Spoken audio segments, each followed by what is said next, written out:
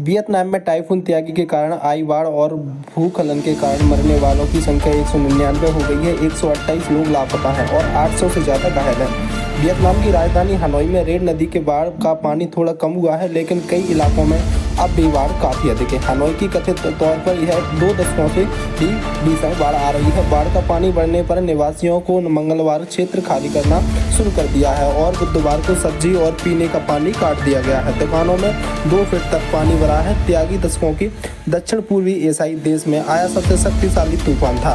यह शनिवार को 149 किलोमीटर प्रति घंटे की रफ्तार वाली हवाओं के साथ पहुंचा। रविवार को कमजोर पड़ने के बावजूद भी बारिश जारी रही और नदियों का खतरनाक स्तर पर बनी हुई है। प्रधानमंत्री नरेंद्र मोदी ने गुरुवार को अपने आवास पर भारत के पेरिस ओलंपिक खिलाड़ियों से मुलाकात की। अब इस फुल वीडियो के सामने आया है कि पीएम मोदी ने दौरान 29 पदक जीतने के रिकॉर्ड के लिए खिलाड़ियों को बधाई दी है। पीएम से मुलाकात के दौरान पेरिस ओलंपिक के खिलाड़ी बेहद खुश दिखे हैं। पीएम मोदी ने इस दौरान जेवलिन थ्रोअर और नवदीप जी आर्चर शीतल देवी से कहा कि आप दोनों की रील सबसे ज़्यादा वायरल हुई है।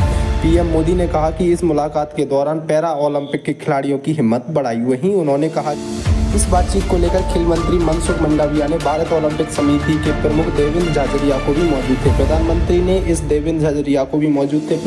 ने इस दौरान हर एक खिलाड़ी के संवाद किया और बाद में उसके साथ फोटो क्लिक करवाए और फ्लीचर के बैठे निशानेबाजी के अवनी लेखराज, जिन्होंने महिलाओं के लिए 10 मीटर एयर राइफल में लगातार दूसरे पहले ओलंपिक में स्वर्ण पदक जीता। कुश्तीबाज जूडो का कपिल परमार को इस खेल में भारत के पहले ओलंपिक पदक विजेता हैं। उन लोगों को शामिल थे जिन्हें पीएम मोदी के साथ साथ पोज देते हुए देखा गया।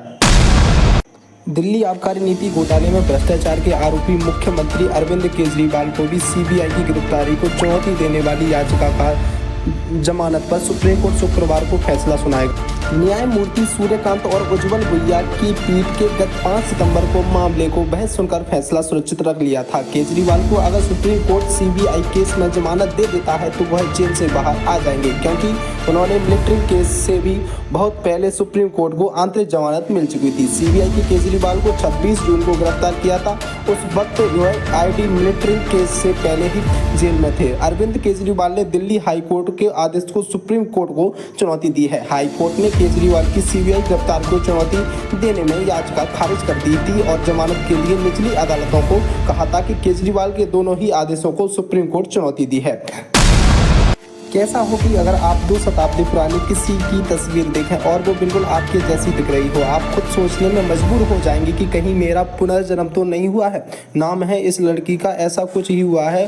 पूर्वजों के इतिहास पर ऑनलाइन रिसर्च कर रही थी, तभी उनकी नज़र मेरी बैकविथ नाम के एक महिला की तस्वीर पर पड़ी जो कि 28 साल को।